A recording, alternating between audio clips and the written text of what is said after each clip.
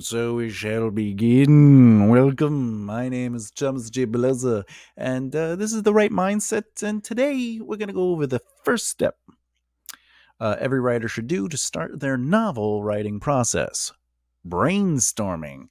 Oh my God. I love that brainstorming. In this video, I will be going over some brainstorming techniques and ways to get traction out of ideas through train of thought and other brainstorming techniques. Let's get into it.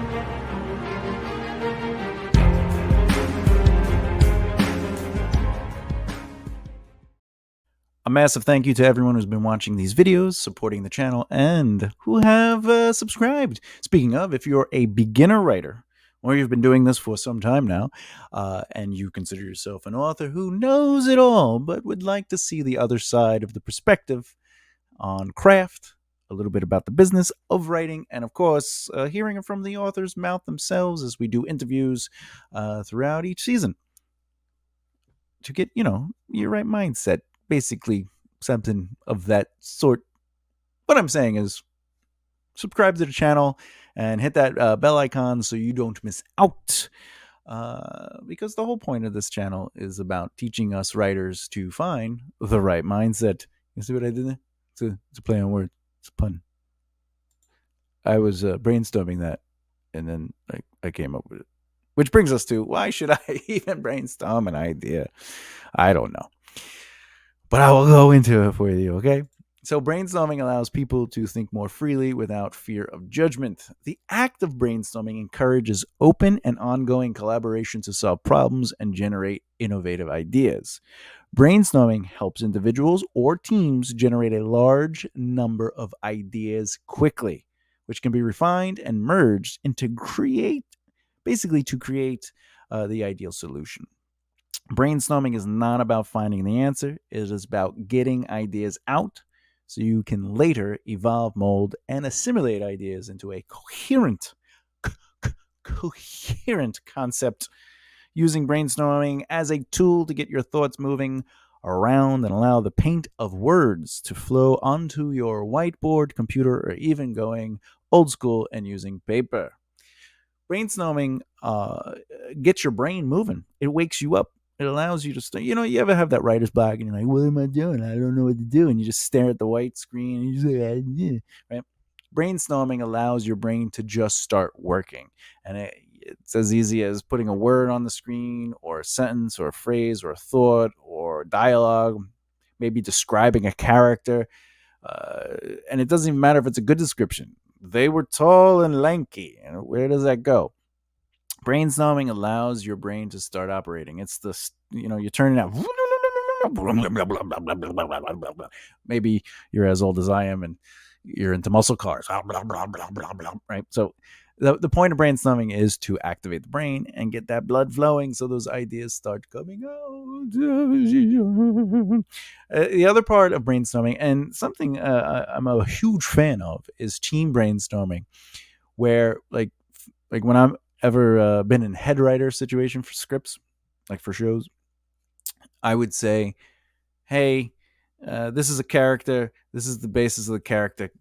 Let's hear some thoughts. And I like to hear other people's thoughts first. And then basically I go, ooh, I like where that's going. I like where, and then I'll work off of that. And then someone else will work over that. And you develop this huge board of ideas and concepts. And it's really great.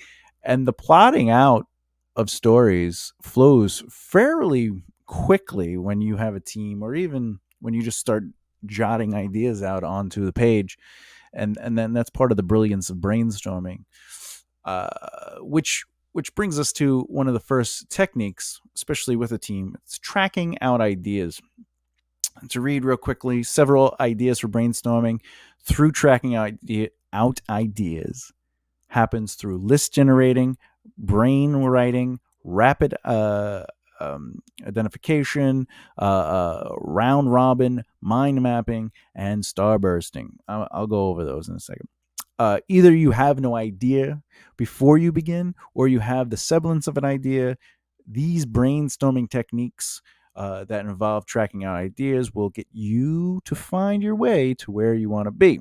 A good rule of thumb: just because it is on the page does not mean you have to use it. Let your mind flow with the words, things, names, or sentence ideas that connect you with the most accurate representation of your story or your narrative concept, and disregard anything that does not appeal to you. What does all this mean? Okay, so let's talk about the generalized list generating and brain writing and round robin and all that. It's just throwing words, ideas, and phrases out onto the board. Ultimately, like bird, right? And then someone will be like, oh, bird, wings, flies, mythical creatures, Native Americans, whatever. You just start throwing out things that represent, and you basically round robin around the room too, right? But it could be off of word. You go, the first, we're gonna use the word house. Okay, house, abode, haunted, whatever, and each person can just start throwing, old, medieval, maybe a time 1977, and you're like, oh, okay. It's just whatever comes to your brain using that word association or what's important to you. Especially with a character, you might be like, police sergeant, right? We're not saying male or female, just police sergeant, right? Rough, gruff. Okay, rough and gruff. Okay, new. New police sergeant. Okay, are they from this town or another town? Another town. Okay, right. So it's a transfer. But they're new and they got transferred right away because of budget cuts. Oh, or whatever the case may be, right? And you just allow yourself to just jot down whatever comes to you, or allow yourself to go around the room and let other people take charge with that. It is all about letting your mind flow, and never stopping the movement. There is no wrong answer, and the reason is because at the end of the day, you don't have to use anything that's on that board.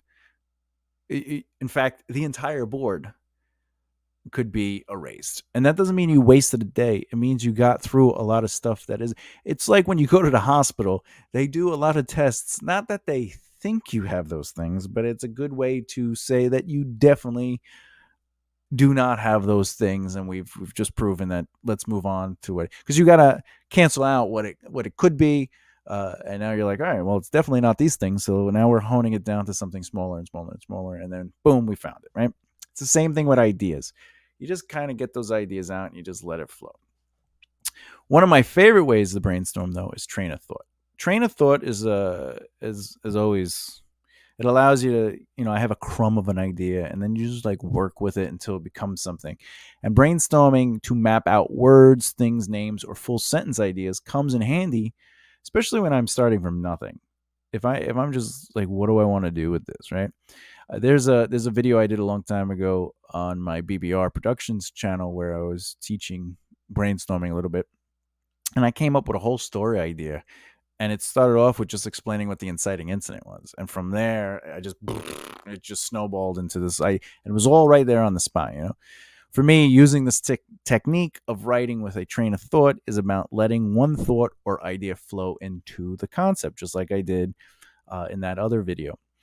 I will generate a sentence, paragraph, and I might even write out scenes, dialogue, emotional beats, etc. For one of the novels I'm working on now, it came down to, I had a character where I was like, what if somebody fought their way out of, blank, blank, blank, and it changes who you are, but they're the first person to ever fight their way out of this divine, mystical, fantastical location, and their humanity is basically on the edge. And I was just like, and that's how it started. But then, I cut back on some of that stuff, and then I started growing on other things. And what began as a character that was just what if, right? What if blank, blank, blank? I turned it into something more profound for me as a writer, where I was like, I am going to enjoy writing this character.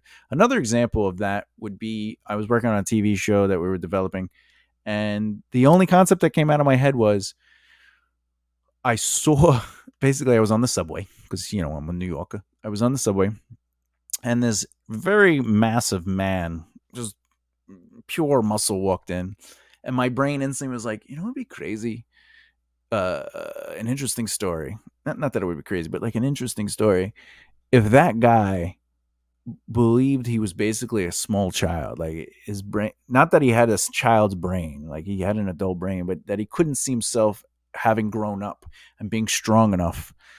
And that's why he works out. He just works out just to be strong enough, to be a man, in this situation, oh man, right, to defend. And I was like, to defend his mother because his mother was beaten in front of him when he was a small child, and then that turned into basically a show concept, about people who have these addictions, be it a mental addiction to basically I have to work out until I'm big, the addiction to lie, these urges to just like I feel better when I do these things, and it turned into this weird show that got a lot of steam for a while. And then that all came from train of thought. It was just one idea went boom, boom, boom, boom, boom, boom, into a whole bunch of stuff. And when it comes to brainstorming in any form, train of thought or tracking out ideas, nothing is off the table. You have to allow your mind to lead you to wherever it goes, even if at the end of the day you go, none of this, I'm not connecting with any of this. In fact, those two examples I gave you, both of them started out as an idea that was train of thought and just moved to an idea that I started saying, I really like these elements, but I'm not really feeling these elements. And I took those out, and it's okay. Like, you're the creator.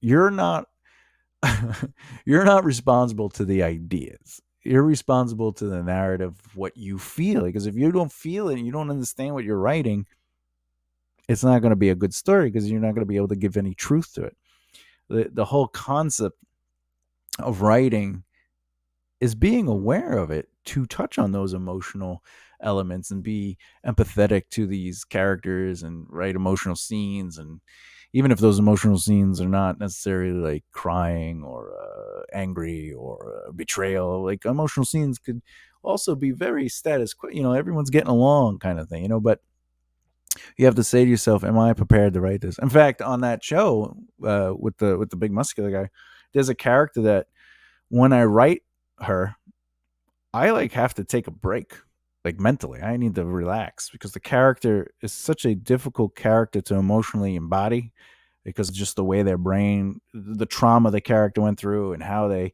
reallocate that trauma to their behavior, and then what they deal with in their everyday life. I have to deal with that because I'm the writer, and I have to feel that, and I have to, and you just want to be like, oh, just make this character be like, can you stop? Just stop. But the character that's not going to do that. The character is the character. It would just be out of place to be like, actually, you know what? I'm better. I'm not going to allow you people to bother me, and I'm going to be this. And you're like, well, where's the journey? How did they make it there? They can't just be that. They have to break through all the habits they developed and all the trauma triggers, et cetera, et cetera. And my point is, train of thought is a really great tool, but you are not necessarily restricted to keeping whatever it is you write. So if you write like, loves cats, you're like, crap. Now I have to make them love cats. And you're like, how about it's not cats, it's a tiger. Oh, they love tigers. Why do they love tigers? Well, I wanted them to have a pet, so maybe they have a pet tiger. No, it's not a pet tiger. A tiger is their friend. Not that the tiger speaks, but they have an empathetic bond in nature. Not that the person grew up in it's just for some reason this particular animal, and oh wait, maybe they raised them as a cub, and now whatever. Okay. What if you already have an idea and it's flushed out to you? You're like, you know what, this is working. And you get to a point where you go, wait a minute, there's just something missing. Can you use these techniques? Can you track out ideas, and can you use train of thought?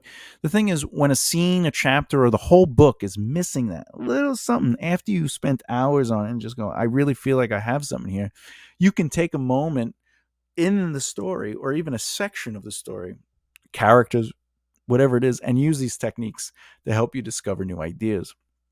You can have a whole story written out where characters, like, even if you took a scene where two women and they're in their 40s, and the scene, you take out the scene and you find out they're in the scene they're discovering that they're related, they're sisters, but they didn't know that. They were taken apart when they were children, and one thing led to another. They actually knew each other since they were in their 20s. They somehow discovered each other as just people, random people, and they became really close friends, and they always had a great bond.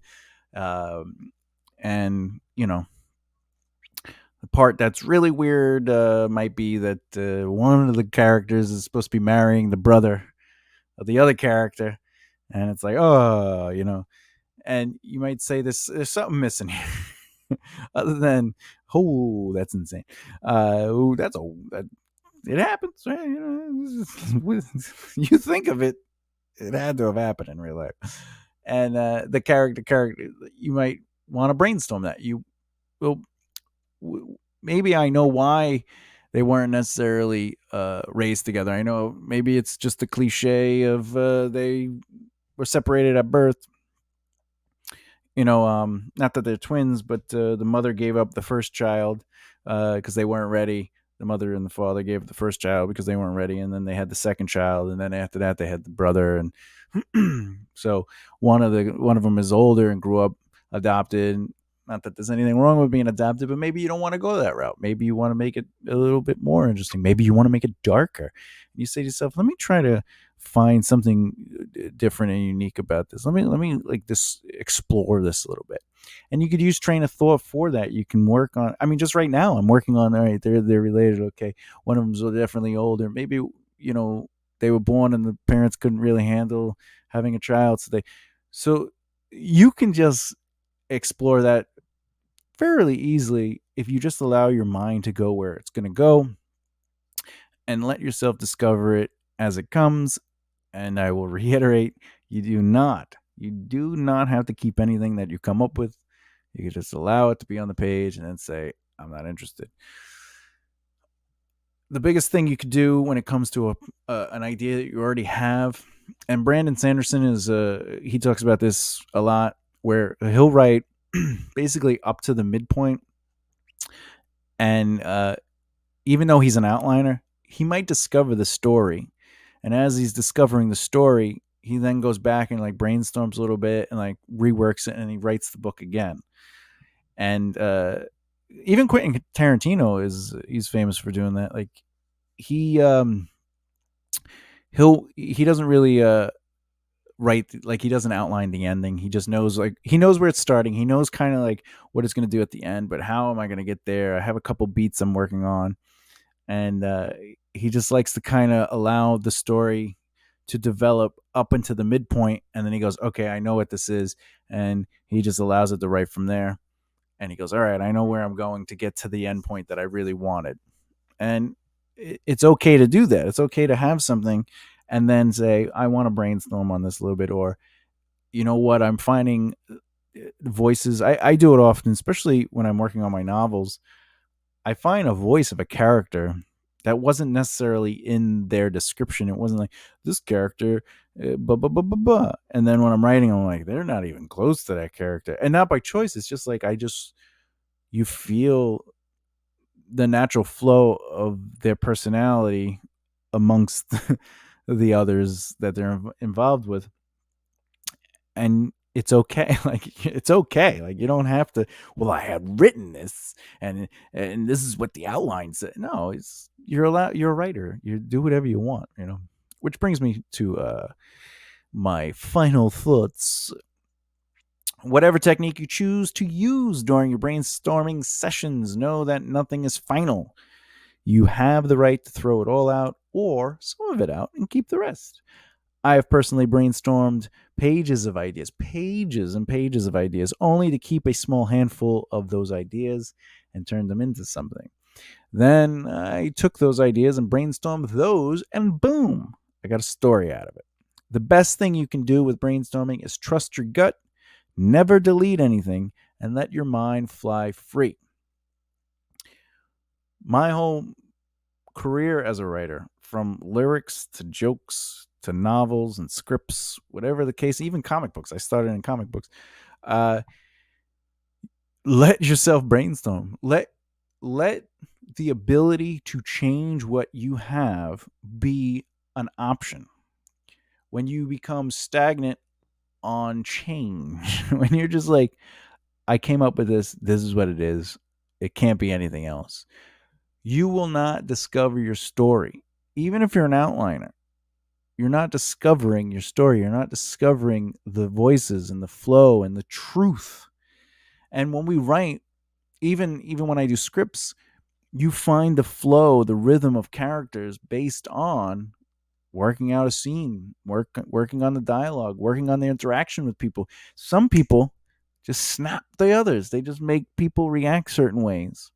And you may not have understood that when you first started. And you might say, let me go back and let me look at my script, or let me look at the story, or whatever the case may be.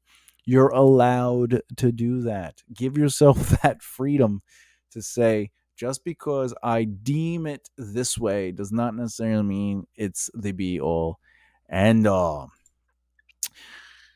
All right. Next video in the series will focus on the thing I love most, which is character development, basically finding your characters. That will be the part 2 of this series. Question to you is, have you tried these techniques before on brainstorming, or are you trying these after the video? You know, are you going to be like, hey, let me see if I can do this? And let us know if it was helpful. If you do try it after the video, let me and the community know in the comments below. So if you want to learn a little bit more about the craft and the business side of the writing industry, please subscribe and tap that bell icon so you don't miss out. And of course, if you can, maybe like, share, and comment the video, share it to others so we can all work, grow, and rise together as a community of writers. Till next time, keep that creative flow growing as you develop the right mindset.